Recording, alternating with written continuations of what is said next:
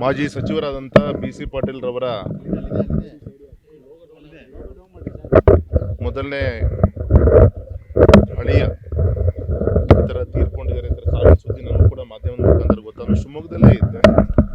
ನಮ್ಮ ಹಿರಿಯ ಸ್ನೇಹಿತರ ಅವರೊಂದು ಕುಟುಂಬದಲ್ಲಿ ಈ ಥರ ನೋವಿದ್ದಾಗ ಏನು ಅಂತೇಳಿ ನೋಡೋಣ ಅಂತ ನಾನು ಮತ್ತು ನನ್ನ ಸಹೋದರ ವಿಜೇಂದ್ರ ಇಬ್ಬರು ಕೂಡ ಇಲ್ಲಿ ಒಟ್ಟಿಗೆ ಬಂದಿದ್ದೀವಿ.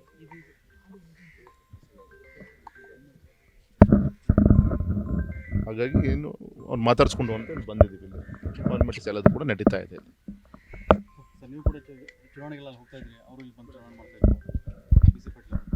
ಒಂದು ವಿಶೇಷವಾಗಿ ಗೌರಂತ BC ಪಾಟೀಲ್ರು ಶಿಕಾರಿಪುರ ಕ್ಷೇತ್ರ, ಅಕ್ಕಪಕ್ಕ ಕ್ಷೇತ್ರ, ನಮ್ಮ ಕ್ಷೇತ್ರಕ್ಕೆ ಅವ್ರು ಬರೋದು, ಅವರ ಒಂದು ವಿಧಾನಸಭಾ ಕ್ಷೇತ್ರ ಪ್ರಚಾರಕ್ಕೆ ಹೋಗೋಂಥ ವಿಚಾರಗಳು ಇರ್ಬೋದು. ಅವಾಗ ನಾನು ಕೂಡ ಸಾಕಷ್ಟು ಬಾರಿ ಮನೆ ಮಗನಂತೆ ಅವರ ಮೊದಲನೇ ಅಳಿಯ ಯಾಕಂದರೆ BC ಪಾಟೀಲ್ ಅವ್ರಿಗೆ ಮೊದಲನೇ ಅವರಿಗೆ ಗಂಡು ಮಕ್ಕಳು ಇಲ್ಲದೆ ಇರೋದ್ರಿಂದ ಮಗನೂ ಹೌದು ಅಳಿಯನೂ ಹೌದು, ಎರಡನ್ನೂ ಕೂಡ ಅಲ್ಲಿ ನಿಭಾಯಿಸ್ತಿದ್ದ. ಸಾಕಷ್ಟು ನನಗೂ ಕೂಡ ಪರಿಚಯ ಇತ್ತು. ಹಾಗಾಗಿ ಹತ್ತಿರ ನೋಡಿದಂಥ ಒಬ್ಬ ಸ್ನೇಹಿತ ಈ ಥರ ಸಾವಿನ ಸುದ್ದಿ ಕೇಳಿ ಬೇಸರ ಆಯಿತು. ನೋಡ್ಕೊಂಡು ಹೋಗೋಣ ಇಲ್ಲಿ ಏನು ಅಂತ. ನ್ಯೂಸ್ ಫಸ್ಟ್ ನಿರ್ಭೀತಿಯಿಂದ ನಿಮ್ಮ ಪರವಾಗಿ.